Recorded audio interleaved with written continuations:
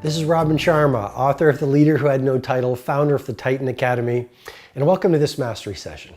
This mastery session is all about how to pick your social network. And there's a lot of fascinating research coming out right now. There's a great book that's called Connected that talks about the value of your social network and how your behavior not only subconsciously influences your friends, but your friends' friends and your friends' friends' friends. And then I could talk about mirror neurons, and I could talk about emotional contagion, a lot of this scientific phenomenon coming out now that really speaks to this. The people you surround yourself with dramatically influence your beliefs, because their thinking are like mind viruses, and beliefs are contagious. Your social network and the way your friends behave influences your behavior, your habits. If you hang around with marathoners, there's a much greater chance you're going to get fit.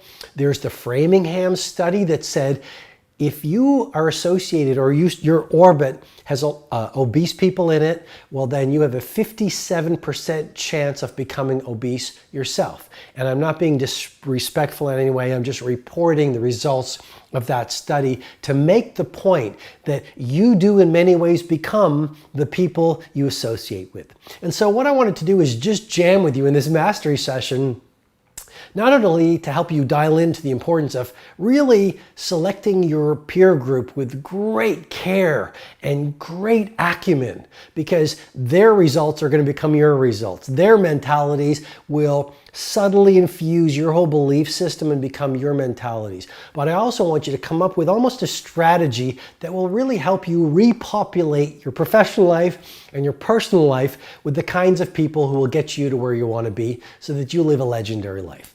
Starting point, you just want to become aware. I mean, here's the question I want you to think about as soon as this mastery session is over. Which people in my life are de-energizing me, and which people in my life are fueling my rise to mastery? Which people in my life are toxic? Which people in my life are positive? So the first point is really deleting the energy vampires from your life. Related to that, the people who might have been great for you 2 years ago, 3 years ago, even 6 months ago, they just might no longer work. You are with me in this mastery session because you and I are cut from the same cloth. We are on a rise to mastery. We are aiming for iconic. We want to do world-class work. We want to live great lifestyles. And we want to serve humanity by the value and the examples that we live. Well, very few people, relatively speaking, on the planet think like that. If you take 1,000 people, how many people are interested in personal mastery? How many people are interested in being a leader? How many people stand for world class?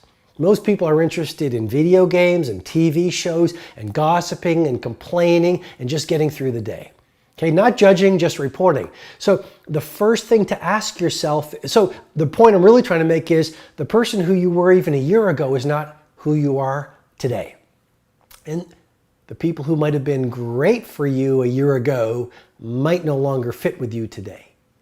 And so I would encourage you to start with that first point of awareness. Have a good hard look at the people in your life, and are they serving your rise? And are they energizing you? And are they supporting your dreams? And are they fun to be with?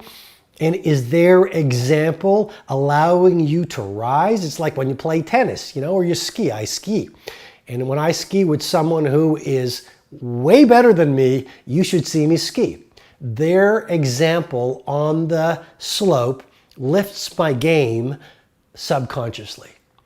And your social network is like that as well. The people that you're around, look at their examples and ask yourself, are they ahead of me and are they lifting my game, or are they bringing me down? Second way to pick your social network is really use the standard of values. I mean, first of all, you want to know your top 5 values. That's a great exercise to do tomorrow morning. Get up and write in your journal, what are my top 5 values? What are the 5 ideals I would take a bullet for? What are the 5 ways of being that will have mattered to me most when I'm at the end of my life? And once you know your 5 values, ask yourself, The people who I spend most of my time with, do they reflect those ideals? So let's say one of your ideals is excellence. Ask yourself, are the people in my life excellent? If one of your ideals is daily personal growth, ask yourself, am I around people who are on that path? People who are willing to look at their fears, willing to take ownership of where they might have slipped, always reading, always learning, going to the conferences, learning to meditate, learning how to dial into their craft. Are they on the path to personal mastery? In their work, do they stand for becoming titans? If not, you might not want them in your life anymore because of the influence they have on your mindset, your heart set, your physical energy, and your spiritual life. Third way to pick your peer group is to simply trust your instinct. The way you vibe with someone when you first meet them is pretty much how the relationship plays out. You see, instinct is so much more powerful than intelligence. You know, the people that I have at the beginning, I just had that feeling where something didn't feel right. That relationship, professionally, personally, it didn't work out. And I guess what I'm suggesting to you is trust your gut, trust your instinct, trust your interior wisdom. It knows more than that chattering and reasoning mind. And so let's say it's a business deal. If something just doesn't feel right to you, then have the wisdom and the discipline to say, look, I could make a lot of money and it could be really successful, but I just don't want to play with this partner because something doesn't feel right. And in your personal life, let's say it's a new friend, let's say it's a new intimate relationship. Trust your instinct, because when you listen to your instincts, things generally go well. Personally, in my life, things have worked out the best, whether it's in relationships or whether it's in business or projects, when I trusted my instinct. Even starting off with my first book, I used to be a litigation lawyer, and I got this instinctual inclination to start writing these books and start giving these presentations on leadership and personal mastery. And you know, it was like an impossible dream to a lot of people around me back then. I mean, they laughed at me and they put me down and they questioned what I was doing. They said, Robin, you know, you're going to be a world-class litigator, and there's a great chance you're going to be a judge, and you're so successful, and you've got a master's in law, and you've got everything that it takes. And look right now, you're doing so well. Why would you give that all up to be an author where no one even knows you? That's when I trusted my instinct. And it made no rational sense. And yet, because I trusted that inclination, and then I cultivated it and pursued it and followed it, you know, one of the greatest fulfillments of my life, which is to be of service to you and to travel the world, giving leadership presentations and running events like Personal Mastery Academy and the Titan Summit every year, and doing the videos that I do on the social media platforms that gives me so much fulfillment and allows me to be an instrument of service to so many people in about 100 nations. It was just because I did something that made no sense, but I trusted my instinct. Okay, and then the final thing I would say to you when it comes to picking your peer group or installing your social network is speak your truth even when your voice shakes. You know, this is all about being real in a world that teaches us put on a happy face, put on a smiley face, and tell people what they want to hear. You know, I don't think most people are dishonest. I think most people are awesome. I love humanity. Most people are really kind. Most people are really loving if you give them a chance. Most people, they're honest people. You see, people do get scared, and people sort of run out these childhood patterns that they've picked up, and they don't even know any better. And the reality is most people, unless you've done a lot of interior work on themselves, they've got these emotional and behavioral blind spots. They don't know they're being dishonest. They don't know they're being disingenuous. They don't know they're not being authentic. I mean, you won't know that you're not being authentic until you actually do the massive interior work required to be authentic, and then you go, wow, I used to be pretty fake before. What's my point? My point is be real. Do the interior work, get to know yourself, read the books, write in the journals, work with the healers, do the reflection time required, do the affirmations and the prayer and the meditation. All of those tools to do interior work to rebuild yourself so that you're real. And then what starts to happen is this.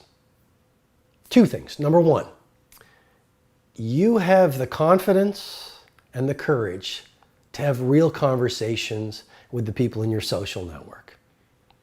And when you start being real, here's what happens. You actually have the true power. This is true power, where you can say, I love you, but I can no longer be with you.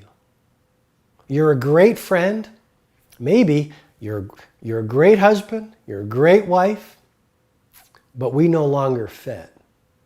And it doesn't make you wrong, but I can no longer be here. That's true power. Or you simply say, this is what I need. I'm not getting it in this social relationship, work relationship, intimate relationship, but you speak your truth even when your voice shakes.